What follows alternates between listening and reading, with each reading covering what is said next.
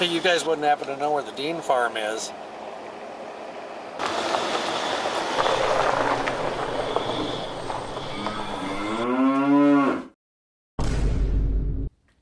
Greetings, friends, and welcome back to the 3-Minute Horror Show. My name is Ben, your host, and I love horror movies. In fact, I watch the bad movies so that you don't have to. You're welcome. Today I'll be reviewing the movie American Scarecrow from 2020. I don't know how American Scarecrows differ from scarecrows in the rest of the world, but it is what it is, I guess. Scarecrow movies are lots of fun. Scarecrows look weird, they dress weird, they move weird, and they usually carry some sort of scythe. Is this a fun Scarecrow movie? Stick with me and we'll find out. This movie was directed by Steve Lustgarten. He seems to direct mostly indie horror movies, and I'm just fine with that. American Scarecrow is not currently streaming here in Canada. You'll have to find yourself a copy.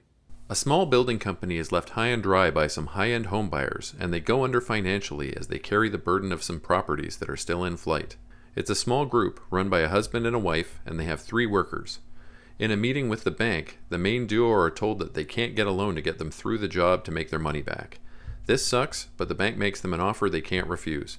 Go to renovate this farmhouse that they've repossessed out in the middle of nowhere, and maybe their debt will be forgiven.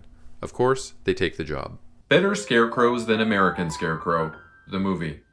This Scarecrow is Batman's enemy, and he loves fear. This Scarecrow teamed up with a housewife named Mrs. King. This Scarecrow's head he'd be a-scratchin' while his thoughts were busy hatchin' if he only had a brain. And this Scarecrow might be the best Scarecrow. His name is Sam. The team packs up and heads out. They stop at a local diner to eat some lunch, and no one seems to want to talk to them about the farm they've been hired to fix up.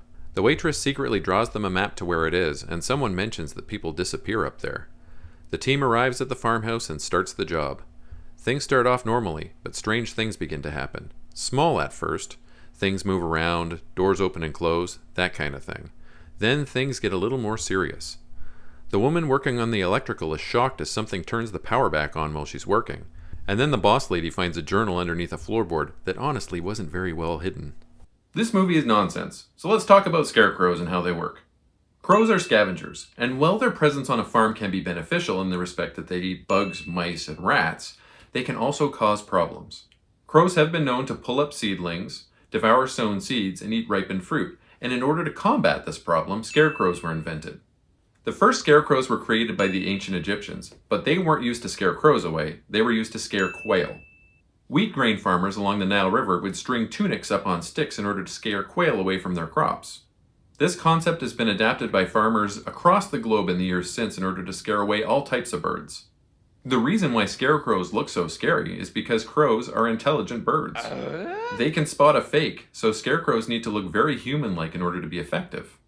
Farmers also need to change up the look of their scarecrows upon occasion because crows are so smart that they won't be fooled forever. Wow. We learn that the journal belonged to a young girl that lived in the house. She describes abuse by her father after her mother disappeared, and how her overprotective brother took father away into the cornfield. She didn't seem to realize that her brother killed the abusive father.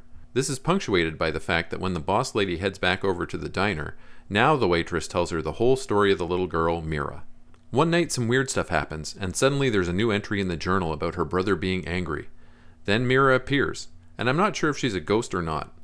Then the brother attacks and kills the crew one by one. He's a scarecrow, but he looks like a regular guy in a mask and combat fatigues. Is he a normal guy dressed up, or a supernatural being? I don't know, but I also don't care. This movie was hard to watch. Not because of the performances, which did vary in quality, and not because of the sound, but there were issues there too, but because many of the camera shots were very shaky and out of focus, and there didn't seem to be any rhyme or reason to it. The effects were poorly done, but you can tell they tried. There are better Scarecrow movies to enjoy. Duh. With that said, I rate American Scarecrow a 4 out of 10. Bruh. As always, a link to my letterboxd appears in the video's description. Please leave me a like, comment, and subscribe as it really does boost my engagement and helps my channel grow. Smell you later, nerds! Listen, I may have been raised as a spoiled little princess, but I am really not a fan of bullshit.